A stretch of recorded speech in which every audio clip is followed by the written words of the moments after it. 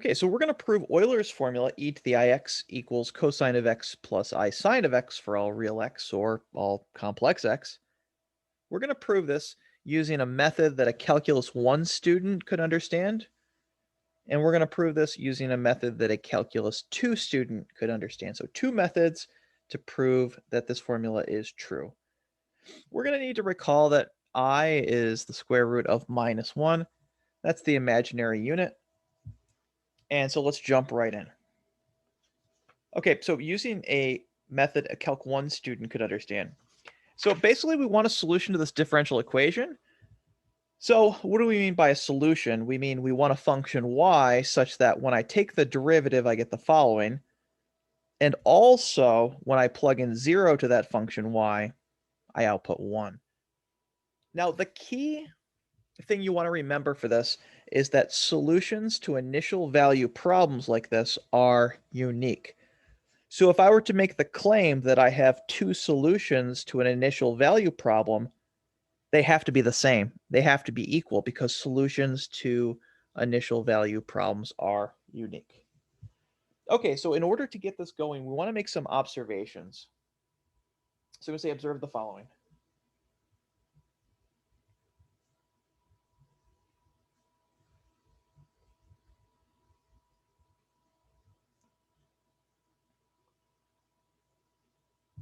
So we'll say 1.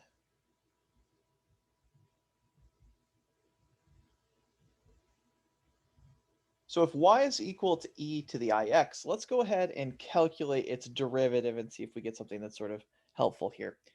So if y is equal to e to the ix, then dy dx is the following. Now be careful, we have to use the chain rule, right? So we've got e to the ix times by the chain rule I. Okay, so that seems promising so far because what is this actually? Well, that's y, right? So that's y. So that means we actually have I times y. So this function satisfies the first part. Let's see if it satisfies our initial condition. So maybe we'll also note that y of 0, that means we're plugging 0 in for x, is e to the I0. But that gives me e to the 0, and anything to the 0, of course, is 1. So this function satisfies this. So this is a solution to this initial value problem. Well, I'm going to claim that we actually have another function y that satisfies this. So what happens if y, again, this is taking inspiration from Euler's formula. Let's say y is equal to the cosine of x plus I sine of x. So if y equals that, well, what's its derivative? Well, the derivative is minus sine of x, right? Plus I times cosine of x. And we're going to pause here because we want to get a little clever. Okay, so let's get clever. In order to get clever, we need to remember some things. Now, I hinted at this before. Now, we said that I was equal to the square root of minus 1, and that's nice. But there's another observation we want to make, that I squared is exactly minus 1. Well, why is that so helpful? Why is that so clever? It's going to give me some flexibility right here because this is actually minus 1. And I can rename that minus 1 I squared. So that's going to give us actually the algebraic flexibility that we need. So let's go ahead and rename that. So minus 1 is exactly I squared. Clever, isn't it? Sine of x plus I cosine of x. Because then we can go ahead and factor out an I. So let's do that. So let's go ahead and factor out an I from both terms. Now, if I do that, I'm left with I sine of x plus cosine of x. However, by the commutative law of addition, we are allowed to order switch these, right? I can write the cosine first and the I sine of x second. So yeah, by the commutative law of addition, we have the following. So that's exactly cosine of x plus I sine of x. But that's familiar. That's exactly y, right? So if you look here, that is y. So that's equal to I times y. Okay, so we've got something going here. This seems promising. Let's see if y also satisfies that initial condition from the beginning. Do you remember that? So the initial condition from the beginning that we want to check is this. Okay, so does y satisfy that? Let's find out. So again, I'll write also note that y of 0, so just plugging 0 in here, that's equal to cosine of 0 plus I sine of 0. But cosine of 0 is 1, and sine of 0 is 0. So that's equal to 1. So that means we have two functions that satisfy an initial value problem. Well, since solutions to initial value problems are unique, those two functions must actually be the same. They must be equal. So thus, e to the ix is equal to the cosine of x plus I sine of x. And that's true for all real numbers x, and more generally, for all complex numbers x. So quite cool. So that's a proof of Euler's formula that a student who's completed Calc 1 could understand. Okay, so now we want to give a second proof of Euler's formula that a student that's finished Calculus 2 can understand, but we're going to need to recall some things. We're going to need some tools from Calc 2 and from pre-calculus.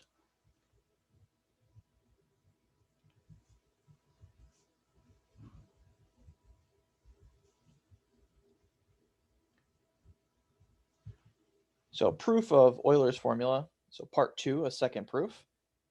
I'll call this the Calc 2 version. And so before we give the proof, let's recall a whole bunch of helpful things.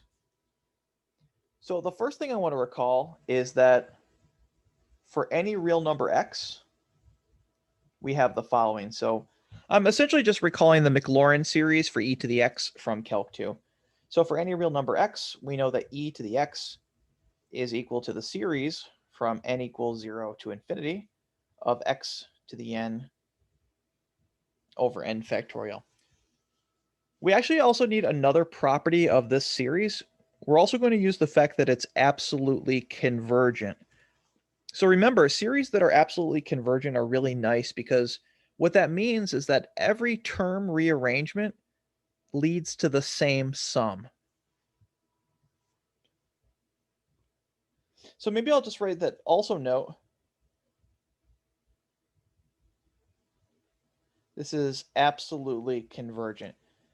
So again, if you wanted to verify that, you could just go to the ratio test, right? So use the ratio test, and you'll see this converges for all x, and more importantly, by the ratio test, it's absolutely convergent. Okay, so we also need the following. So for any real number x, this is also true for any complex number x. So for any real number x, or between you and me, any complex number x, we have that cosine of x is equal to the series from n equals 0 to infinity of minus 1 to the n x to the 2n over quantity 2n factorial. Now it turns out this is also absolutely convergent. We're not going to need that so much here.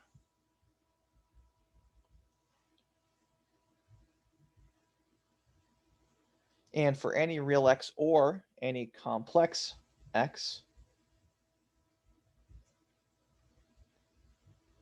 recall that sine of x is equal to the series from n equals 0 to infinity of minus 1 to the n x to the 2n plus 1 over quantity 2n plus 1 factorial. Okay, so we'll need this, but we'll also need some facts about complex numbers. And I've mentioned a couple of those, but we're going to need more. So also recall, so we said this before, I is equal to the square root of minus 1. I squared by squaring both sides is minus 1. I cubed, which you can really think about as I times I squared, is minus I to the fourth, which is really I squared times I squared, which is -1 times -1. So that's +1.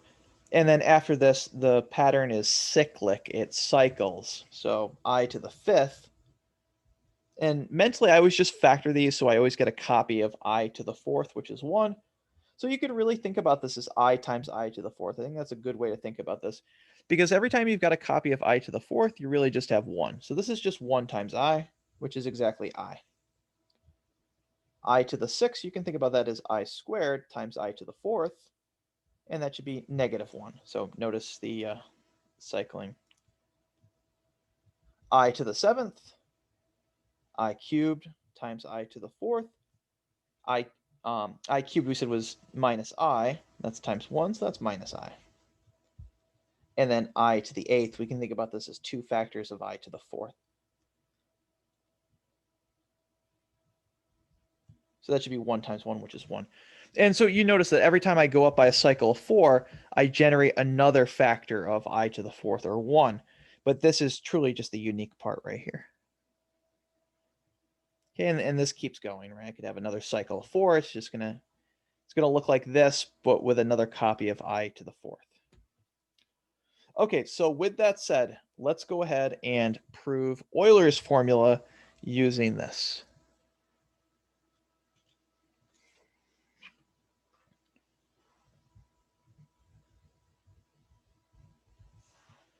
Okay, so for any real x or any complex x, we have the following. So e to the ix is equal to, well, by its Maclaurin expansion, we have the following. So this is the series from n equals 0 to infinity of ix to the n over n factorial.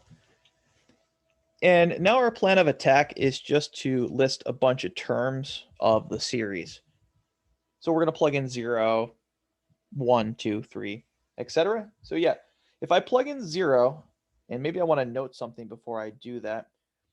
So let's just note that 0 factorial is equal to 1. If I plug in 0 here, that's going to give me something to the 0. So that'll be 1 over 0 factorial. So that's going to give me 1 over 1. So the first term must be 1. And now I plug in 1.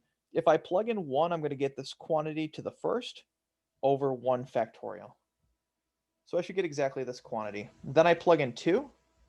So I'll have ix squared over 2 factorial.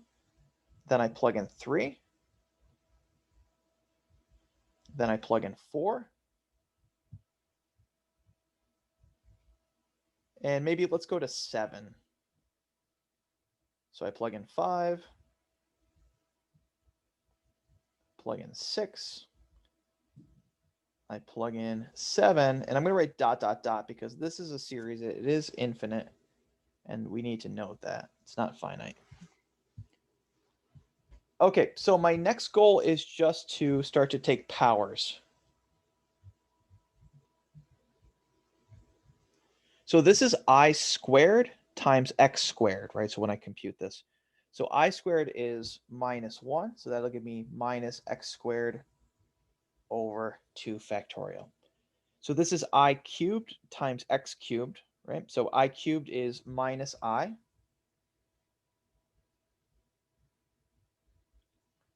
I to the fourth is 1, so that'll be 1 times x to the fourth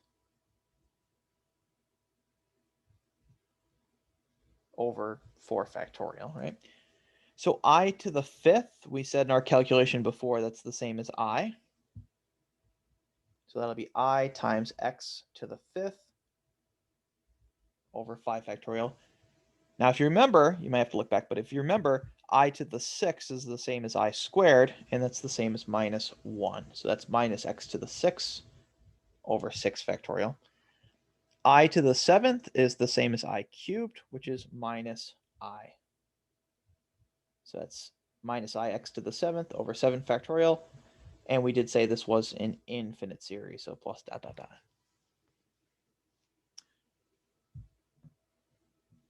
Okay, so at exactly this point, here's where we want to use the fact that the e to the x series is absolutely convergent. And therefore, this is also, because it's true for for all x's. So since this is absolutely convergent, I can go ahead and rearrange the terms how I please. Now, I think a smart rearrangement would be if we were to collect all the terms that didn't have an I and put all those together, and then also separately collect all the terms that do have a factor of I.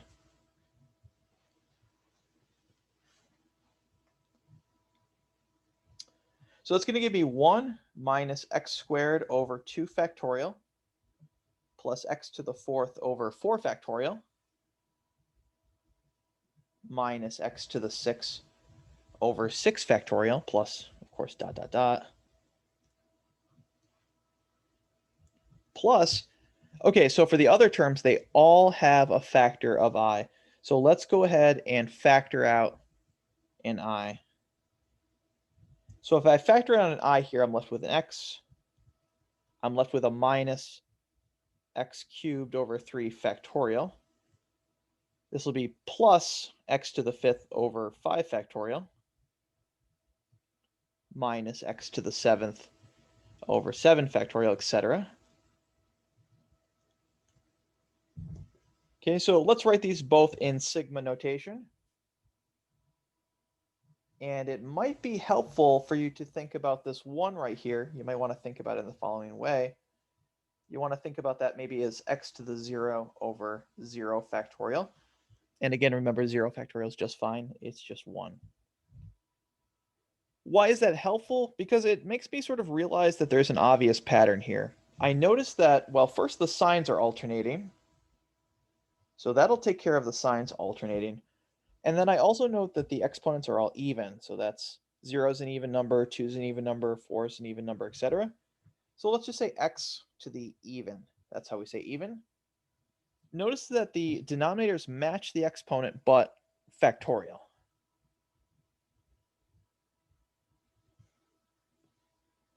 Okay, so let's do the same thing over here.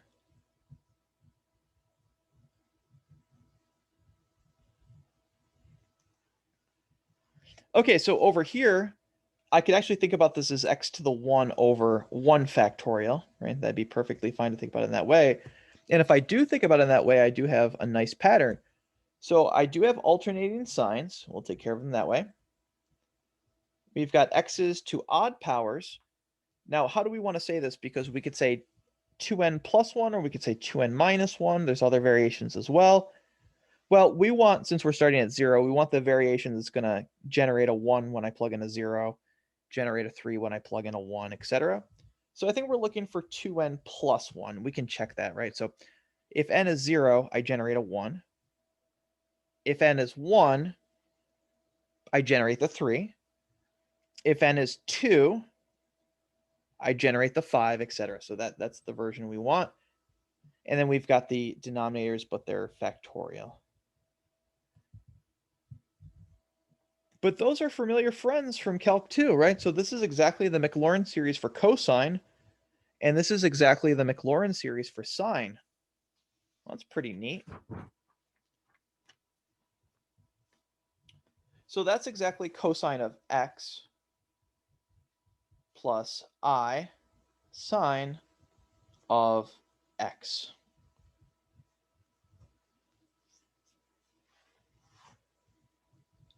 And so thus, e to the ix is equal to cosine of x plus I sine of x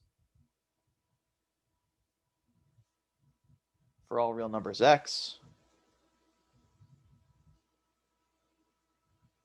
And also for all complex numbers x, it's also true. So quite nifty. So we want to note something novel about this, and then after, we'll sort of mention where we're going with this. So let's just make a note or an observation. Since this is true for all real numbers x, let's actually choose a real number. So let's let x equal pi. And by doing that, we'll actually get a really celebrated result in mathematics. So if I plug in pi for all the x's, I get the following. So I've got e to the I pi is equal to the cosine of pi plus I sine of pi. But we know that the cosine of pi is -1 because that's on the far left of the unit circle, and the sine of pi is 0. So that gives me e to the I pi is equal to -1 plus 0. And if I do a little algebra, just add 1 to both sides, I get the following. And this is really neat because this is an equation with nothing but the 5 most important constants in mathematics: e, I, pi, 1, and 0.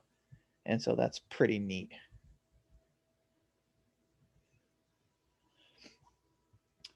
Okay, so what are we going to do with Euler's formula? We're going to prove a ton of trig formulas using Euler's formula. In fact, if you're careful about it, you could actually generate most of the trig formulas that you might need just by using Euler's formula and a little complex number stuff.